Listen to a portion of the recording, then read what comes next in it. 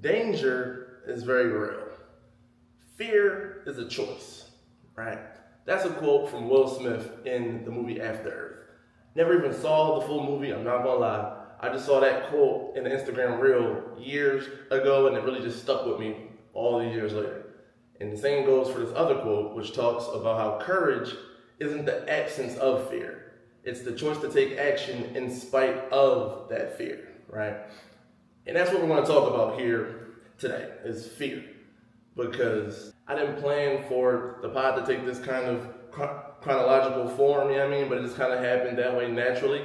So we might as well go ahead and just complete that arc, because clearly in our first conversation we had touched on the things that hold us back and keep us from actually going for it. And then in our second talk, we had talked about actually going for it. I mean, what it takes to actually just do it. And now we're here, we're going to talk about what it feels like on the other side after having actually gone for it, right? And obviously in this context, going for it is just talking about going after what we really want in life and trying to build that life for ourselves that we truly want to be living, that's focused on fulfillment, passion, happiness, etc. Right? So let's go ahead and just jump right on into it, starting off with our Will Smith quote. I love that quote. It really does slap. And had to do it. But I like that quote because it's simple, it's short, and it's just facts. It's true as fuck, right? And it just applies to pretty much anything that we typically think of as scary. It just helps you to think through it more. Because you can think of anything, right? The first thing that comes to my mind is riding motorcycles. That's something that I've been doing for years. I love it. But clearly, a lot of people would find riding motorcycles as scary, right?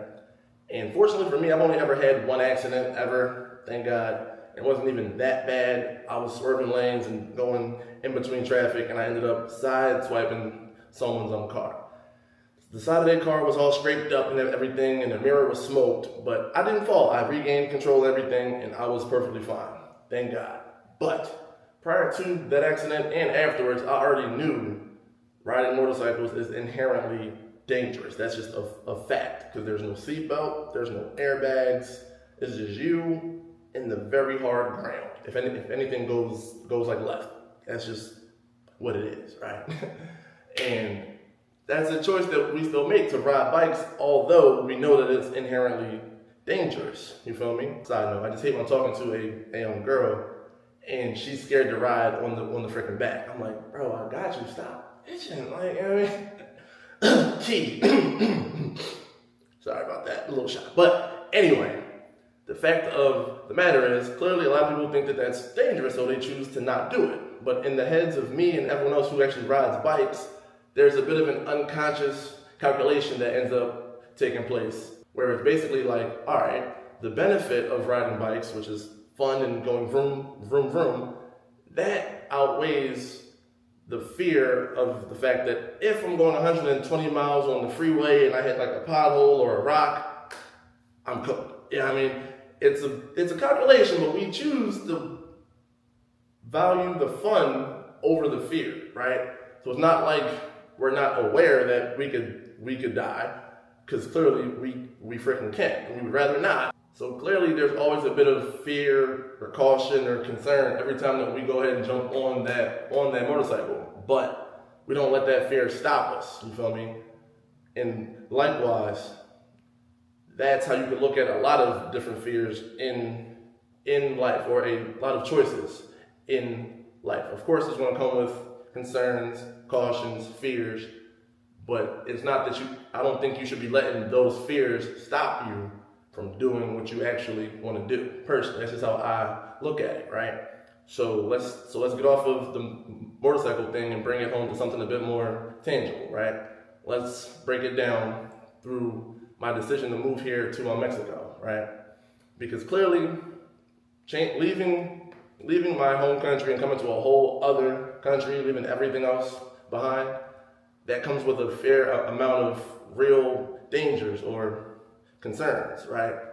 Challenges. And it also comes with a lot of extra fears that don't really matter and shouldn't be factoring in, but they can if we let them. So I feel like the whole purpose or the whole key is to break down our thoughts and see what's actually a real life danger or challenge, like a truly valid one, versus what's just noise caused by fear, right?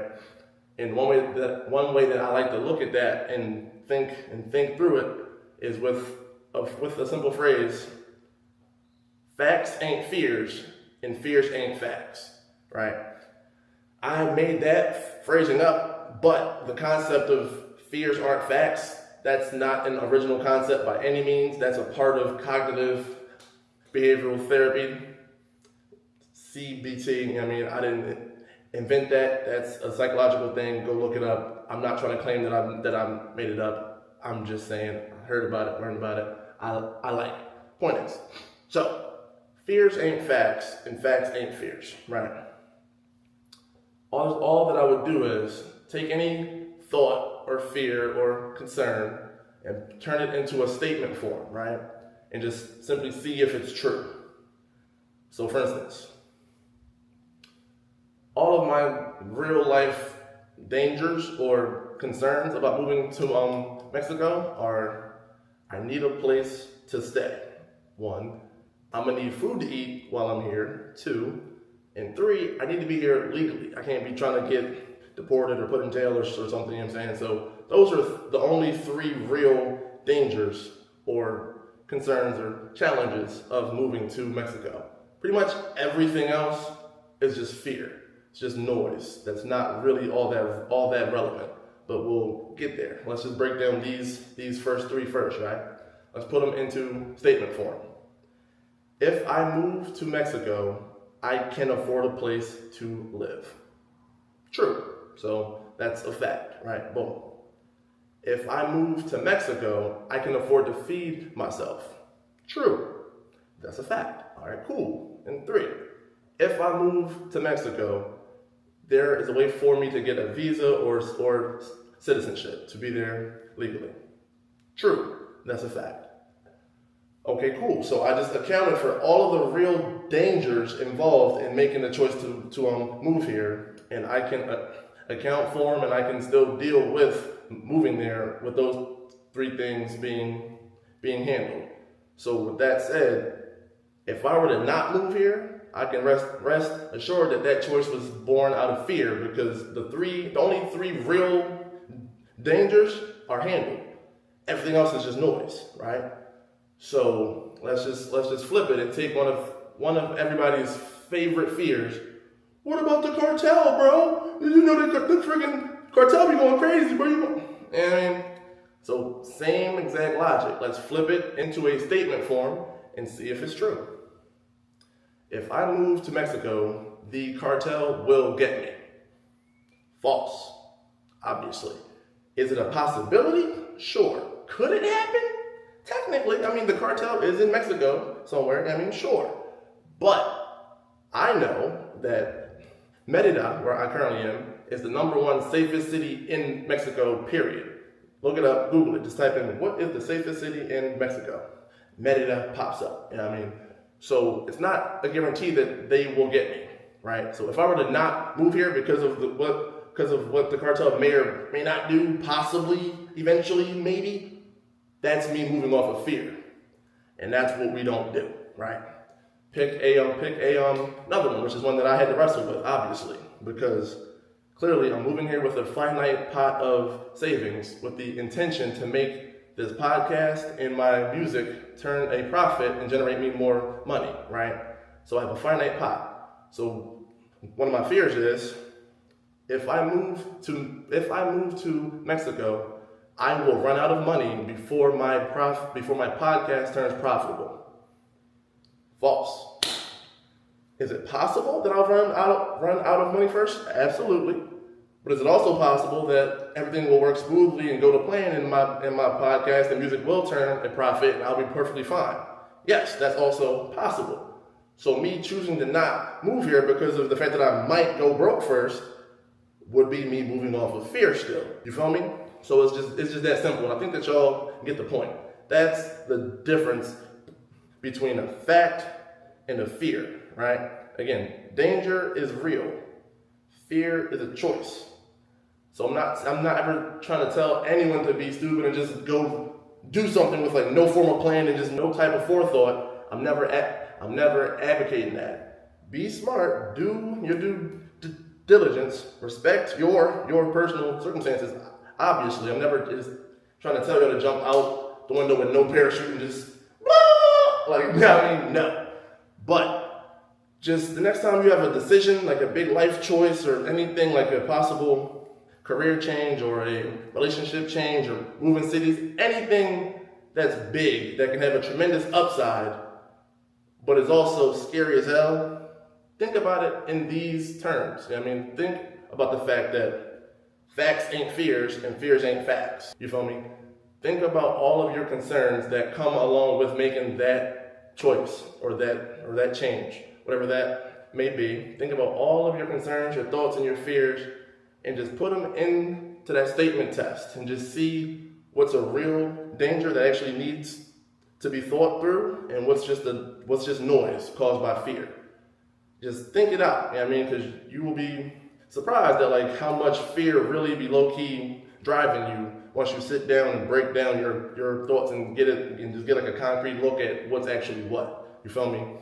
Because if you have a choice and you go through all of the real factual dangers of it and you low-key got them all covered, then it's just time to look in the freaking mirror and just be like, bro, are you comfortable with letting the outcome of your one life be dictated by fear?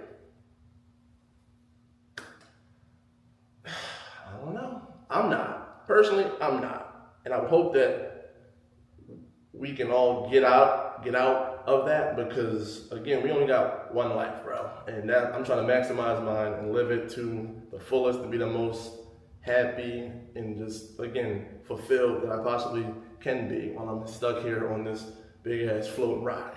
But with that said, bro, I'm gonna leave it right there.